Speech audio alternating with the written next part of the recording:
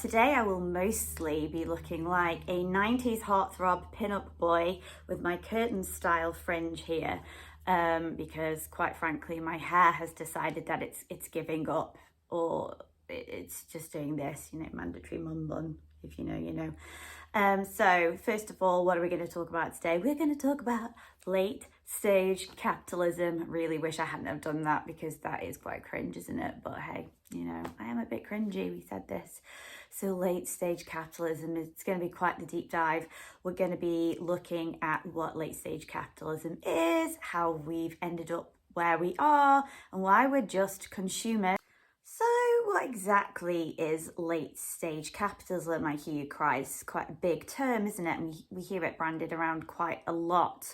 So no, it's not a gloomy boy band that plays at Glastonbury with, that savage indie kind of vibe. It's actually about how everything becomes everything's about the finances, everything's about the money. It's exploitative, and it's got to the point where I think it's unsustainable.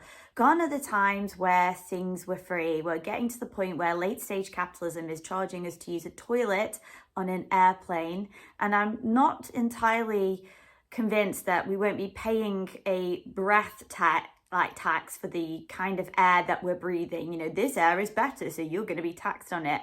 It's a bit like everything is monetized. Everything is about making money. I mean, think about YouTube, for example. I've set this account up as a little mind dump place, a little kind of mini therapy, a place to share my thoughts, because I've got a voice and I want to share these ideas, and whether I gain an audience or not, it's kind of for myself. It's kind of cathartic. However, so many people on here use it to monetize, use it to advertise, use it to, be a promotion for a particular type of material. And whilst there's nothing wrong with that, absolutely not, it's got to the point where a lot of our world now feels like we should be paid for just primarily existing, or equally, we need to pay for just existing.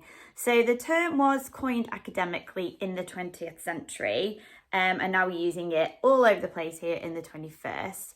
And it's this sense that capitalism is kind of ruining itself. It's gone beyond where it was working. I mean, I'm no economist here, but even I can sense that in the last 5 years in particular, things have gone crazy. I can nip into my local Sainsbury's. Other supermarkets exist, just so you know. And what used to cost me a couple of pounds is now like £10 worth of shopping. It's a carton of milk. It's a loaf of bread, it's a chocolate bar. Things that used to be £1, are now like £2.50. And whilst that in itself isn't the problem, it's just impacting on absolutely every aspect of our lives. Your rent goes up, but your wages are stagnating. I mean, make that make sense. And I really feel that it's become about profit. It's come about greed. I mean, Jeff Bezos and co, like these big lavish grandiose weddings, throwing a rocket full of random females up into space is all very empty, isn't it? I mean, when you're a billionaire, and Jeff Bezos and the like are billionaires, why do they need to sit on that wealth? Why do they need to hoard that wealth? Why can't they do more humanitarian things? Why can't they fix with that wealth some of the problems? I mean, what is the point of having excessive wealth? Where's it taking you? I mean, is it because you want to win a prize because your ego is really you've got really low self-esteem, and the only way that you can feel validated is by having lots of money? Don't get me wrong, we all love a bit of moolah, but there is a point where it becomes excessive and pointless, and to sit on money that you can't even spend in your own lifetime, let alone the next 100 years, really does say something, doesn't it? And I'm not entirely comfortable with that, and nor should we be comfortable with that, because it looks like we're kind of expecting that millionaires can dictate, or billionaires can dictate our lives and tell us how we ought to live. So how did we get here? So I think really, it's been the last 20 years or so.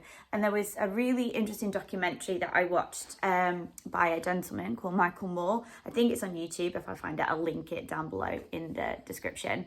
He was talking about just prior to 2008, when the big credit crunch happened, when the financial crisis and basically capitalism failed for the first time. He was sort of writing about what had happened in America, where insurance policies on workers that died in employment were making companies wealthier. It's a really interesting documentary. You should watch it, and I'm not really summarizing it very well. But it kind of sort of set up the state of play that we're into today. So basically, a lot of government now, especially in America, is funded by banks and, industry, rather than, politics has become kind of ingrained with it. And this is probably why we've got such messy politics at the moment. But let's go back to 2008 and the financial crisis. So banks were taking wild risks with our money, obviously, and it kind of didn't work out, and it backfired. And here in the UK, some banks like Northern Rock actually folded because of it, and other banks had to go to the government to be propped up. This is kind of serious stuff, isn't it? If you think about 1929 and the depression that followed it because of the Wall Street crash, then we're kind of looking at something that is sort of similar. And from this came this political idea, especially here in the UK, that austerity was the solution to this problem. Not necessarily a great solution, but one all the same. And what it did in the UK was that it actually gutted our public services. And as I said, I work in a school. So I'm just going to give you a little bit of data here that in 2009, when a pupil came to school, they would typically come with £1,500 worth of funding. So if you've got a school of 1,000 students, that's quite a lot of money, isn't it? £1,500 per pupil. And that would be spent on everything from utilities, resources, staffing, upkeep of building, all of these things, curriculum, everything. That's where that money went. And then there was some jiggery pokery with the government that came in 2010. And they decided that we didn't need to be spending this money on this because we need to be propping up those banks. The economy is more important than people's education and livelihoods. So they reduced it, and it kind of got hidden and it was very convoluted. But now in 2025, pupils that do come into school usually typically have £1,000 per pupil. So make that make sense, because let's face it, the 1,500 was worth way more in 2010 than the 1,000 is worth 15 years later in 2025. And that's why we have this kind of interesting dynamic in schools where we can't get staff, that staff are very underpaid. I mean, I'm talking about TAs and LSAs, learning support associates, who literally earn a pittance but do so much and work so hard and really support our young people's outcomes. It's created a perfect storm, because along with all the send needs and all of the increasing COVID problems and the increase of the cost of living, schools pay electricity bills, guys. Did you know that? So that money comes out of the school's budget. And if your heating and your electricity has gone up, massively in the last few years, then you can imagine how many, figures it's gone up to in a high school or primary school. So it's not great. And then obviously we've got the 2010s, and out of this culture, a lot of things have emerged.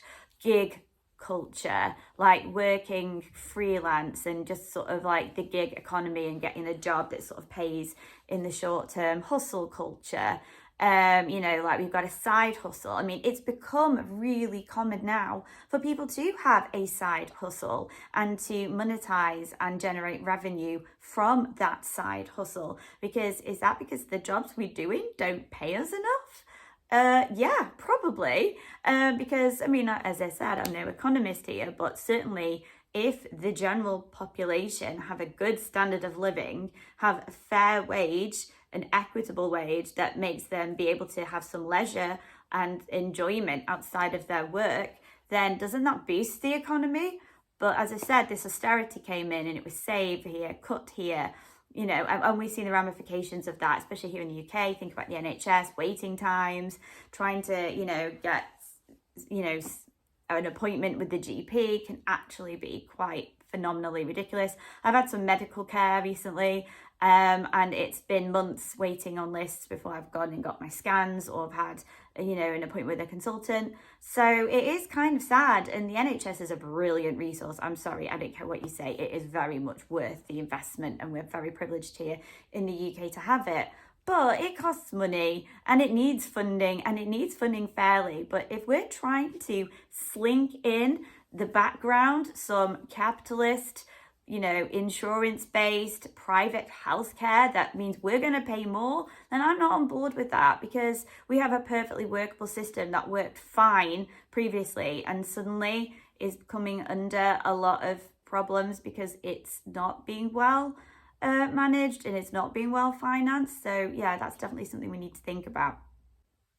So along with this, we're kind of glorifying burnout. Everybody seems exhausted by work. Everybody seems to be working excessively. The pace of life has got so much faster than it was 10, 15, 20 years ago. And again, is this a product of late stage capitalism? Wages are stagnating, which isn't great, and we're getting these below inflation pay increases, and yet CEOs and shareholders are making mega profits. I mean, recently in the UK, electricity companies have had the biggest profits they've ever had. Why? Why are they suddenly having the biggest profits they've ever had? I mean, is that because we are just paying through the nose for a very valuable and important resource to us? Yeah, I think so. And here in the UK, we've seen the rise of the payday loan because the cost of living has skyrocketed. So if you are in a poor home and you've got a low socioeconomic status, then you now having to get a payday loan out in order to pay for your grocery shopping, a basic necessity. But then we're also encouraged to live in a credit-based society. And again, that's a very precarious way of living, isn't it?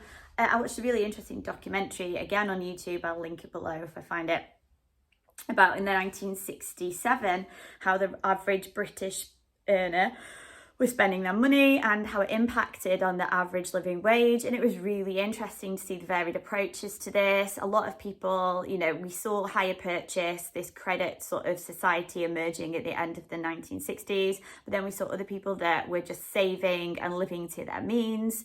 And there wasn't this desire, people enjoyed wanting to go on holiday but their luxuries were things like just going for a pint on a Friday night, rather than these excessive things and this culture that's probably come out of social media where we need to be having big glamorous holidays and buying designer clothes and doing X, Y, and Z. Whereas in the old days, we didn't kind of do that. We had a proper nice outfit that we'd wear to church, or we'd wear to a restaurant or a family function, and then our regular everyday clothes that we might wear until they're literally falling apart.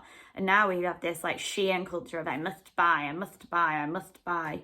Especially with TikTok as well being a massive marketplace. You can tell me otherwise, but I know it's just a big selling platform and people pointing at random words and doing dances that actually aren't stylistically interesting. Anyway, that's my own thoughts, and that's a completely different topic, potentially for another video. So this also links into mental health crisis. Is it any wonder that we're getting more miserable? Because the pressure of just functioning in this late stage capitalist society is just overwhelming. I've been trying to get in touch with my local council about a problem I'm having to deal with, and have I been able to contact them? No. Did you know that their opening hours are now 9 till 3:30? I mean, surely that's wrong. And the only way I can speak to somebody is to be on hold for an incredibly long time. And then even when I am on that hold queue, I've been told at the end of that hold queue that no one's available to answer the phone, and it's been cut off. They keep telling me to go to their portal, the website, and solve my problem. But actually what I need to do is to speak to a human being with access to information. But we're no longer prepared to pay for human beings. We actually want to make everything digital and easy, but actually makes things infinitely more complicated. So yeah, that's an example of late stage capitalism replacing human beings, understaffing people because they think technology is going to be able to solve all the problems, and it actually isn't, and that's quite sad. So yeah, mental health, I kind of took a bit of a random turn then, sort of made it a little bit about me, which is always good, isn't it? So housing, that's another thing. It's been very important in the UK versus the rest of Europe, where the renting culture is probably more of a thing. But in the UK, we always buy our properties, we mortgage them, and then at the end of that mortgage, we own a property, which is great. You know, oh great, my home is now worth £300,000. I lived in it for 30 years. I paid my mortgage off. I've been really responsible. Now I've got this big property. And then that property is used to pay for your end of life care, or you have to pay massive tax in order for your kids to inherit it, or it comes up with lots of problems. But equally, now people can't afford to buy houses because late stage capitalism means a lot of people have made buying houses into a business, and there's a lot of this Airbnb culture and people buying properties to lease out. And again, there's nothing wrong with this, but then there's also a housing crisis when there's no good quality sustainable housing. Or if you live in places like Devon or Cornwall, your local hometown is no longer affordable to you because it is being bought up by people who live in big cities far away, buying holiday properties to rent out, and that could have been your family home, and it kind of dislodges you, and that's not great, is it really? And then overconsumption, we buy so many things. I've just talked about this about Shein. I can't wear my same t-shirt twice. I've got to buy something new, and it's going to be manufactured somewhere far, far away, possibly by children with teeny tiny hands, risking their lives and getting unfairly paid in order so I can have a really cheap item of clothing. It's not great, is it, guys? We know it's not right, and yet so many of us are buying things on Shein and Temu and places like that, or even those high street stores in the UK that aren't ethical and are not buying responsibly, produced clothes. And if we are buying responsibly produced clothes, they're very expensive. But because we've got this culture of buy new, have an abundance of things, we kind of feel that we can't do that. And I think a lot of this is because we want to appear wealthier than we are. How wealthy are people? Well, actually, I don't think they are. I think they are spending a lot of money trying to appear that they have this level of affluence. And I know that influencer culture is a big part of this because people are only showing the best parts of their lives. They're not showing you the kind of terrible things behind the scenes, because it's all about presenting ourselves as these really, these people with position and status and like a level of wealth that maybe is over exaggerated exactly what everyone's level of wealth is. I mean, don't get me wrong, there are definitely people there who are very, very affluent, but there are people that are going on like 7 or 8 holidays a year, which is wonderful for them, but like, how are they funding them? And I do know a lot of influencers that sort of try and convey the champagne lifestyle, but actually don't really, they are living hand to mouth, and it's just kind of glorified, and they're very much on the whim of where their next paycheck's coming from maybe the work that they've done to promote a product online. And capitalism as well has a massive impact on the environment. The planet is a finite resource. There's only so much of everything that is not in abundance. And here we are consuming, producing. And yeah, it's the, industrial revolution, which I think the UK is kind of responsible for, where we sort of automated, made factories, moved everybody out the countryside, and, those kind of cottage industries and peasant culture that we'd had before then. We moved everyone to cities and told them, right, you're going to work 6 till 6, you're going to work this machine, and then I'm going to make a lot of money out of the cotton that you've produced, or the pottery that you've produced, or whatever it is that the industry, there's the knives, if we're thinking of a place like Sheffield, we're producing. And so we actually came very, dysregulated through that massive process change, and the quality of people's lives were very much impacted by this. And we're still there 200 years later, aren't we? Shift culture, producing, we need to be productive, we need to make things, making stuff is good, busy. And actually, are we taking time to relax, rest, not overconsume? You don't need to be busy, you don't need to do everything all the time. You can just sit and be in the moment, and that kind of intersects, doesn't it? And as I said, this massive consumption comes at a cost environmentally. No wonder we're talking about climate change so much, because that's what it is, isn't it? We are utilizing resources from the planet like coal and oil and gas to manufacture things. these things, have, the pollution that's pumped into our environment, the gases that are produced and pumped into our environment, the impact on nature and food sources, temperature changes, all of these things are going to be kind of linked. And we need to kind of think about that. And I'm not trying to make everyone panic or worry about these things, but there is a connection here and we should be thinking about that. So let's have a little think about cultural zeitgeist then. So how does this all fit into the world that we're currently living in right now? Because we are living in a great one, aren't we? We are literally getting to the point where we are switching off and becoming very apathetic. Gen Z have got it right, haven't they? They kind of are switching off. And I think maybe younger millennials as well. They don't want to do this anymore. They're burnt out. They're exhausted. They're going to therapy. Is it really worth £5 for a cup of coffee when you can make that cup of coffee at home? Can we unplug? Can we just be at home? Do we need to be living excessively?